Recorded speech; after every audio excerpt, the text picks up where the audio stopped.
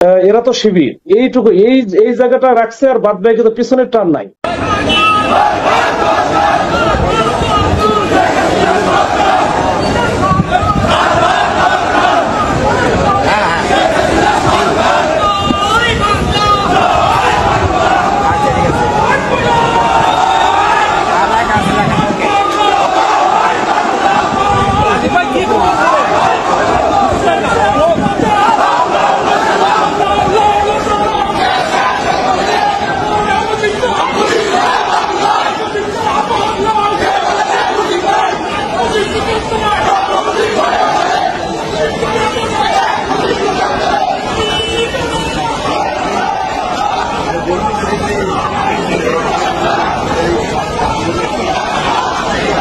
ইউনূস সাহেব ধরা পড়ে গেছেন। চট্টগ্রাম বন্দর গোপনে পশ্চিমা কোম্পানির কাছে লিজ দেওয়ার অভিযোগ তুলেছেন সিপিবির সাবেক সভাপতি মুজাহিদুল ইসলাম সেলিম। তিনি বলেছেন, রোহিঙ্গাদের সাহায্যের নামে তৈরি করা হচ্ছে মানবিক করিডোর।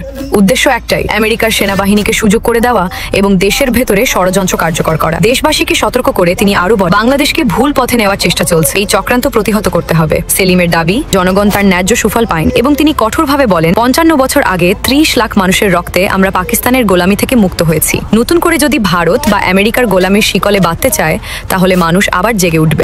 বলে দিতে চাই, পাকিস্তানের গোলামি থেকে মুক্ত হয়ে নতুন করে যদি কেউ আমাদেরকে ভারত কিংবা আমেরিকার গোলামির শিকলে বাঁধতে চায়, বাংলার মানুষ আবার জেগে উঠবে এবং আমাদের মুক্তির সংগ্রাম ধ্বংস করার কোন চক্রান্ত আমরা বরদাস্ত করব না। আপনারা ভালো করে খেয়াল করে দেখবেন, তলে তলে অনেক কিছু হয়ে যাচ্ছে। মানুষের ভেতরে কথা উঠলো, আমরা নতুন বাংলাদেশ সৃষ্টি করতে চাই, যেখানে আমাদের ৭১-এর স্বপ্নকে আমরা বাস্তবায়ন করতে পারবো। কিন্তু আমরা দেখতে পেলাম সেই গণতন্ত্রহীনতার যে পরিস্থিতি আমাদেরকে সর্বনাশের জায়গায় নিয়ে এসেছে। আন্তর্জাতিক ট্রাইব্যুনালে শেখ হাসিনার ফাঁসির রায়টি সম্পূর্ণ বানোয়াট, এমন দাবি করেছেন আম জনতার পার্টির নেতা তারেক রহমান। তিনি বলেন, এই রায়টি ইউনূসের বেডরুম থেকে এসেছে। তার অভিযোগ, সাবেক আইজিপিপিকে ১,০০০ কোটি টাকা দিয়ে চুপ করিয়ে রাখা হয়েছে। এই ট্রাইব্যুনাল টিকবে না, শেখ হাসিনাই ভালো ছিলেন। এদিকে আওয়ামী লীগের আইনজীবীরা আদালত প্রাঙ্গণে বিক্ষোভ করেছেন।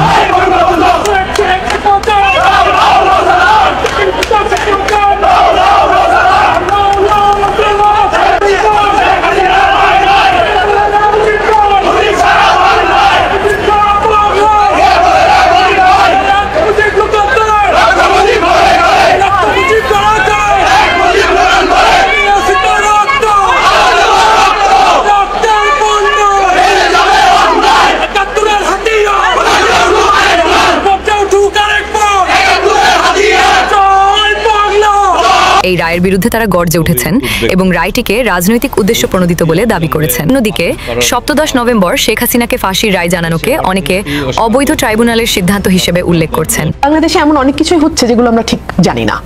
ধরুন, কালকে যখন শেখ হাসিনার রায় নিয়ে যাদের মাতিয়ে রাখার প্রয়োজন ছিল তাদেরকে মাতিয়ে রাখা হয়েছে, ৩২ নম্বরে বুলডোজার নিয়ে যাওয়া হয়েছে, মানে আজাইরা কাজে ব্যস্ত আর কি, যেটাকে বলা হয়। হ্যাঁ, ঠিক এর মধ্যে বাংলাদেশের বন্দর দ্রুত গতিতে ভিন দেশের হাতে দিয়ে দেওয়া হয়েছে। আরও অভিযোগ উঠেছে, ইউনূস নাকি ক্ষমতায় থাকার জন্য যুক্তরাষ্ট্রের কাছে বাংলাদেশের স্বার্থ বিক্রি করে দিচ্ছেন এবং চট্টগ্রাম বন্দর নতুন করে ঝুঁকির মুখে পড়েছে। আমজনতার দল মনে করে দেশের অর্থনীতির লাইফলাইন হিসেবে পরিচিত বন্দরের নিয়ন্ত্রণ বিদেশিদের হাতে তুলে দেওয়া জাতীয় নিরাপত্তার জন্য একটা বড় হুমকি।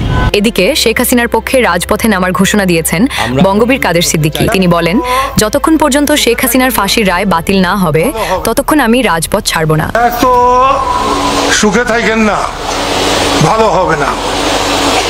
সেই জন্য বলছি, অযথা আর কোন লোককে আওয়ামী লীগ বলে ধরবেন না। দেশের পুরাটাই তো আওয়ামী লীগ। মৌলানা ভাসানীর আওয়ামী লীগ, বঙ্গবন্ধুর আওয়ামী লীগ, মুক্তিযুদ্ধের আওয়ামী লীগ, ওইটা কইবেন না। 2 দিন পরে কিন্তু আপনাদের অসুবিধা আছে। যে শেখ হাসিনাকে আমি ধন্যবাদ দিব এই জন্যে, এবং আমার অন্তর থেকে ধন্যবাদ দিচ্ছি যে শেখ হাসিনা সবার আগে সবার আগে অধ্যাপক ইউনূসকে চিনেছেন, আমরা অনেকেই তারপরে অনেক পরে চিনলাম। আমি তো বহু মানুষের পরে চিনলাম, কারণ আমার তো মনে হইতো অধ্যাপক ইউনূস খুব একটা ভালো মানুষ। আজকে এই মসজিদের কাছে দাঁড়িয়ে বলি,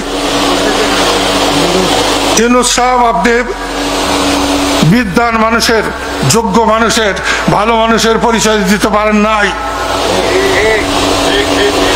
শেখ হাসিনা বলতো আপনাকে সুদখোর, আমি ভাবতাম যে অন্যায় করছে। আজকে বলছি যে উনি ঠিক বলেছে।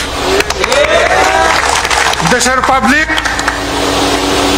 শেখ হাসিনার পরে চিনছে অধ্যাপক ইউনূসকে। বীর মুক্তিযোদ্ধা কমরেড হারুন চৌধুরী ফ্যাসিস্ট ইউনূসের পতনের ডাক দিয়েছেন। এক বক্তব্যে তিনি বলেন, ৭১ সালে যুদ্ধ করে তো আমরা মরি নাই, প্রয়োজন হলে আবারও ৭১-এর হাতিয়ার ধরব। তবুও এই ফ্যাসিস্ট স্বৈরাচার ইউনূস আমেরিকান দালালকে দেশ থেকে মুক্ত করব। হারুন চৌধুরীর এই বক্তব্যে রাজনৈতিক মহলে নতুন আলোচনার সৃষ্টি হয়েছে। এই মুক্তিযুদ্ধে হয় বেশিরভাগ সাম্রাজ্যবাদ, আধিপত্যবাদের পতন হবে, না হলে আমাদের জীবন আরেকবার রাজপথে আপনাদের সামনে হাসতে হাসতে বিলি করে দেব যে মুক্তিযুদ্ধ যখন মরি নাই, দেশটাকে রক্ষা করার জন্য আমরা আমাদের জীবন উৎসর্গ করলাম। এদিকে এনায়েতুল্লাহ আব্বাসী বলেছেন, শেখ হাসিনাকে অবৈধভাবে ফাঁসির রায় দিয়েছে ডক্টর ইউনূস। সুদখোর মহাজন ইউনূস একদিকে শেখ হাসিনাকে অবৈধভাবে ফাঁসির রায় দেয়, আর উল্টো দিকে চট্টগ্রাম বন্দর আমেরিকার কাছে বিক্রি করে দেয়। তিনি আরো বলেন, শেখ হাসিনা ঠিকই বলেছিলেন, ইউনূস দেশ বিক্রি করে ক্ষমতায় থাকতে চায়। আওয়ামী লীগ সরকারের বিরুদ্ধে ষড়যন্ত্র করা হয়েছে। আপনার খবর পাইছেন চট্টগ্রাম বন্দর 30 বছরের জন্য দিয়ে দিচ্ছে? কথা বলেন।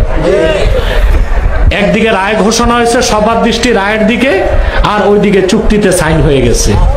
আমরা বেকুফ হয়ে গেলাম, আমরা বেকুফ হয়ে গেলাম। বন্দর হচ্ছে একটা রাষ্ট্রের হৃৎপিণ্ড, সেখানে যদি বিদেশিরা বসে, যখন তখন সেখানে চাকু বসায় দিতে পারে।